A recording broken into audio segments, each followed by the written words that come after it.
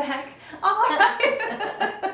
You didn't know there was going to be singing, did you? You're welcome. Outtakes. Outtake.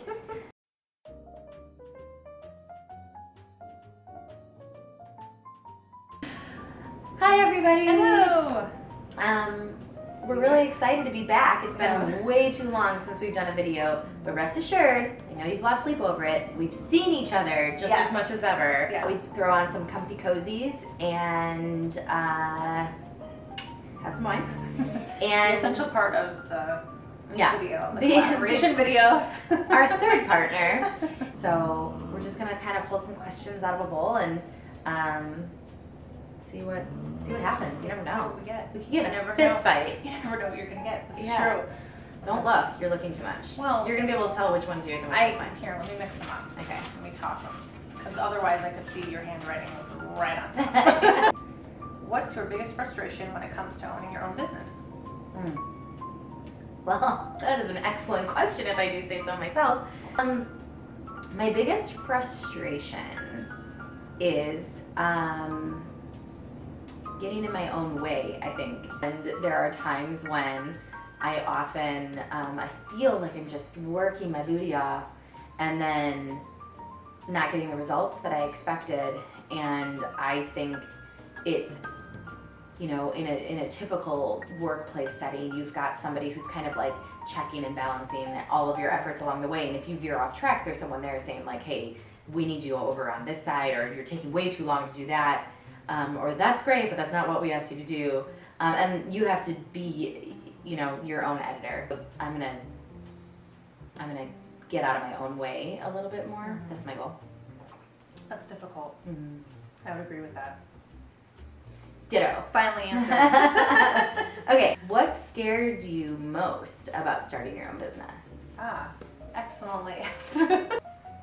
I think honestly, it wasn't when I officially started my business. I think the fear came when maybe a couple of months down the line when I went, oh no, I really want this to be a thing. And then I think the thing that scared me was kind of like what you just said, was getting in my own way, but also like, am I gonna put a lot of my time and energy into this and then find out that it didn't pan out the way that I wanted it to? And I had started making big plans and big dreams, and I was starting to be a little bit vocal about them with people close to me, and then I didn't want to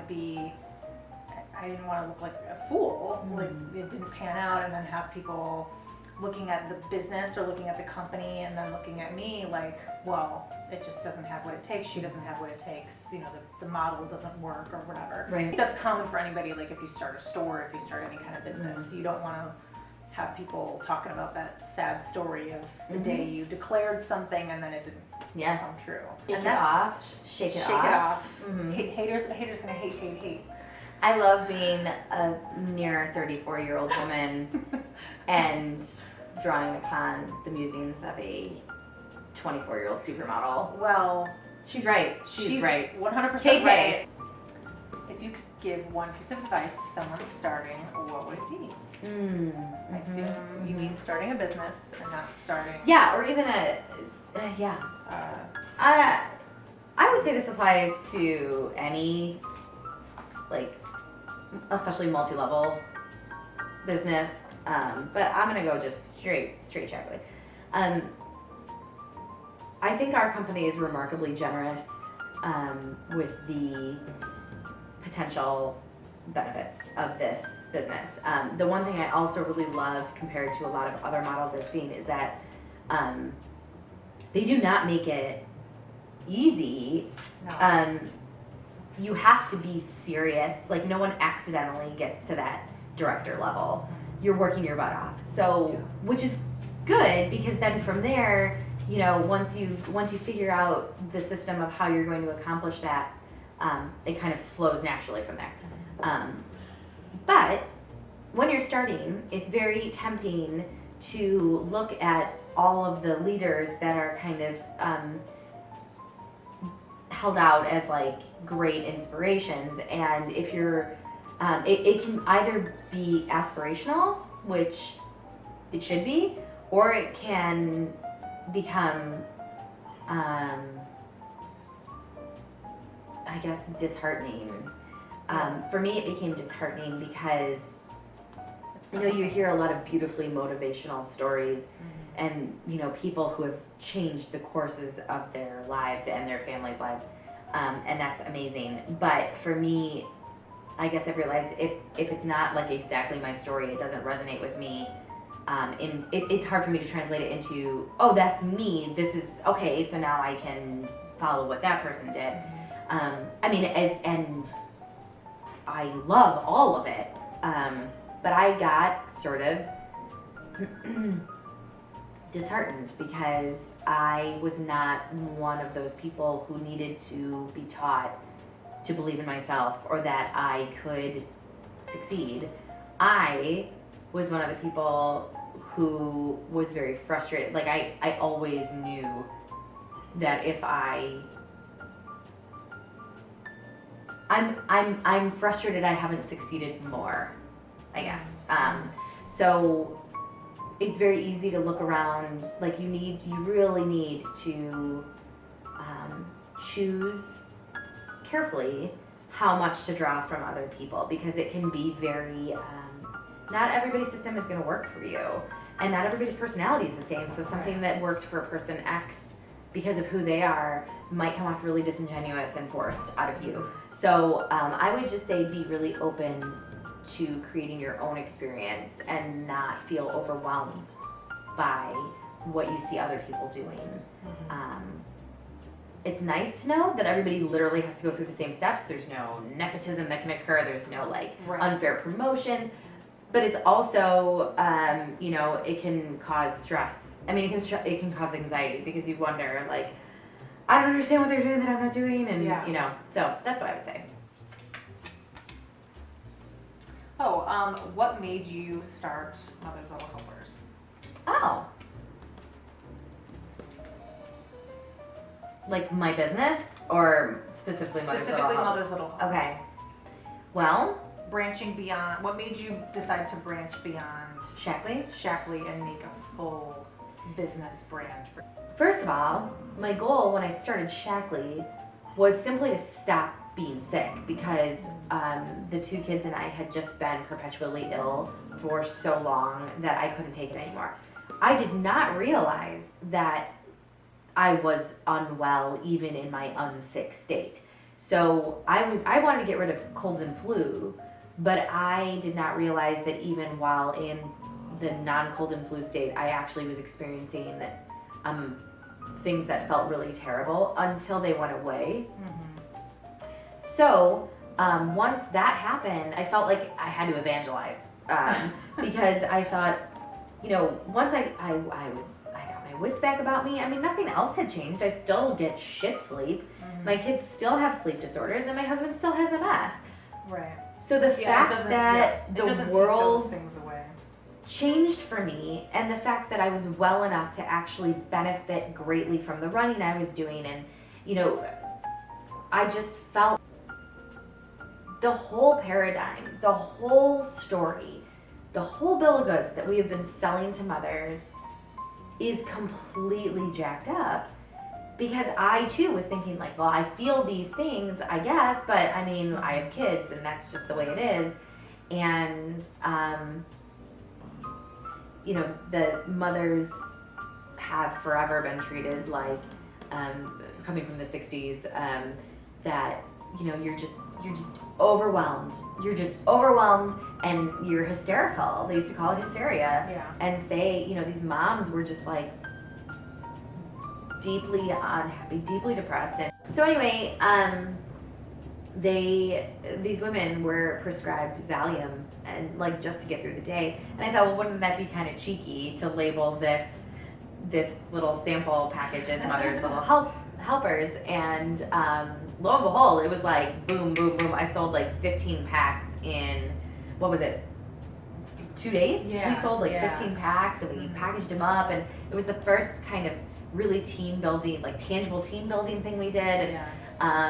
And then from there, it was like the fog lifted and the clouds parted, and it became so clear, like what I wanted to do.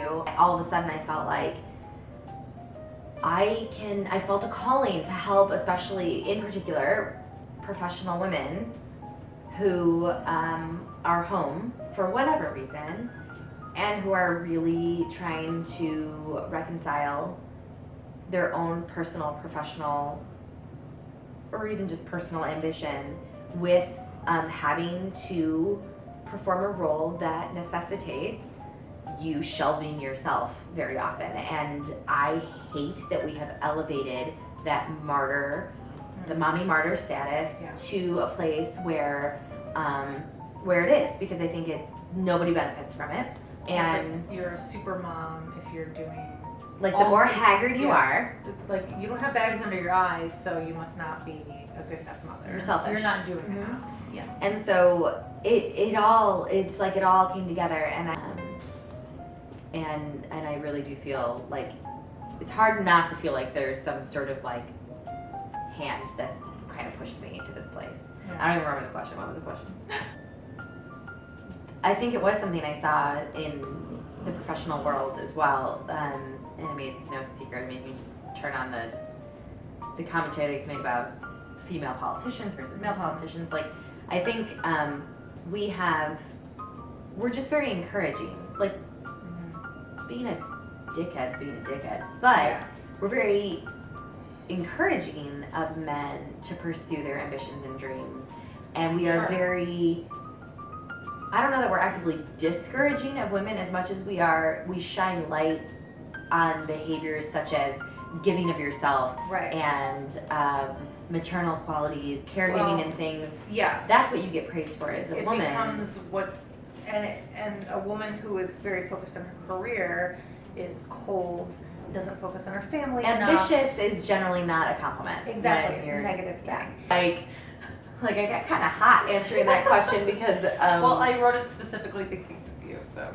How do you balance working and being a mom? What could you improve? Two-part Yes, question. That was yes with the follow-up. Working and being a mom.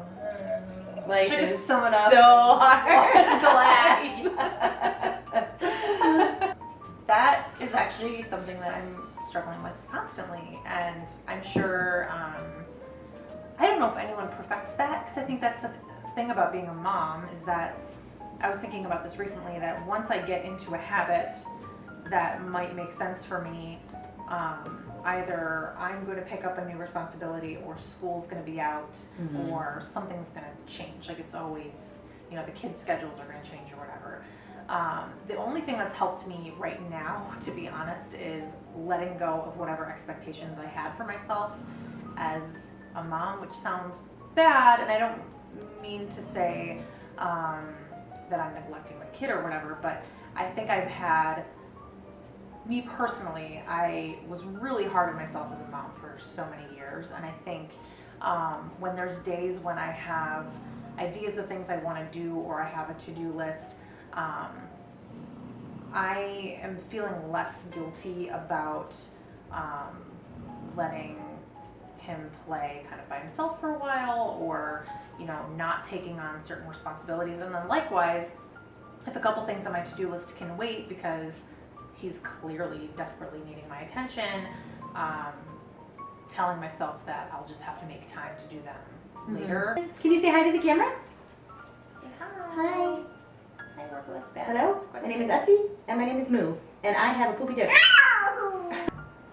I think it's evident by where my glass is gone and how far I'm sinking into your couch. Done. Done. Okay, well, I hope you enjoyed this feature film length. Yeah. we'll cut it down. Have fun editing that one. I know. Cut, print. My goals are big. I want, how did you do it? And I'll be like, please. Yeah.